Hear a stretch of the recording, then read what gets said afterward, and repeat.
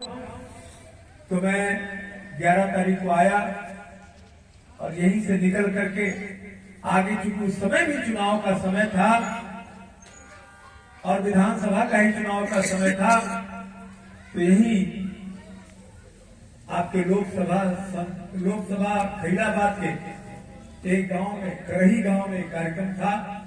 उस कार्यक्रम को करके हम लोग लगभग 4 बजे वहां से निकले और 2.5-3 घंटे बाद ही जो है बाराबंकी के पहले, जहां चौथा टोल प्लाजा है, उसी के आसपास हमारी गाड़ी का भीषण एक्सीडेंट हो गया और वो और मैं बीच वाली सीट पे बैठे थे। आगे ड्राइवर था, उसके बगल में मेरा गनर था।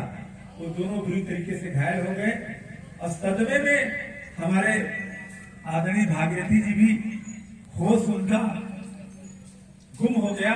लेकिन मैं हल्का सा, मुझे कंधे पे चोट आया था, मैंने दरवाजे तोड़ करके तीनों लोगों को बाहर निकाला और संयोग से उस समय एक एमएलसी साहब थे, विनोद पांडे जी, वो जा रहे थे।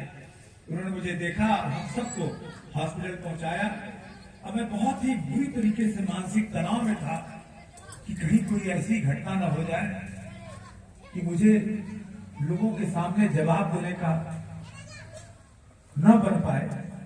लेकिन भगवान की कृपा थी, साक्षात भोलेनाथ ने हम लोगों की रक्षा की। अस्पताल गए, जांच हुई, पड़ताल हुई, तो पता चला कि सभी लोग सुरक्षित हैं और हमारे प्रधान जी को चोट भी नहीं आई थी। सिर्फ उनको हल्का सा झटका जैसे मुझे लगा था, उन्हें भी लगा था। लेकिन ऐसा दृश्य हुआ कि उनका वो होश गंवा बैठे थे थोड़े क्षण के लिए। मुझे वो घटना याद आती है। और फिर उसके बाद भी हम लोग गए दूसरे दिन लखनऊ में, सहारा हॉस्पिटल में, उनकी जांच पड़ताल कराई, उनके लिए दवा लेकर के आए और उसके बाद लगभग 6 वर्षों तक निरंतर उन्होंने अपने कर्तव्य का, दायित्व का निर्वाह किया।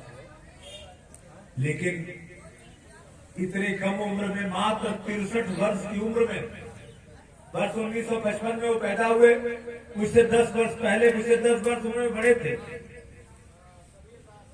लेकिन बड़े होने से भी नहीं, मित्रता का संबंध तो छोटा बड़ा नहीं देखता। तो वो 1955 में पैदा हुआ, 2018 में उनका देहावसान हुआ, मात्र 63 वर्ष की उम्र में। कोई 63 वर्ष की उम्र कोई बहुत ज्यादा नहीं होती, ऐसे उम्र में उनका देहावसान हुआ। मैं आज इस अवसर पर हृदय से उनके चरणों में श्रद्धासुमन अर्पित करते हुए उनको श्रद्धांजलि अर्पित करता हूं और उनके पुत्र श्रीमान वीरेंद्र जी को मैं शुभकामना देता हूं कि अपने पिता के बनाए हुए मार्ग पर आगे बढ़ें, जनसेवा करें निरंतर। कोई जरूरी नहीं है कि जनसेवा करते हुए हमें कोई परिणाम मिले, कोई लाभ मिले। भगवान कृष्ण ने कहा है, कर्मण्येवाधिकारस्ते मा फलेषु कदाचन।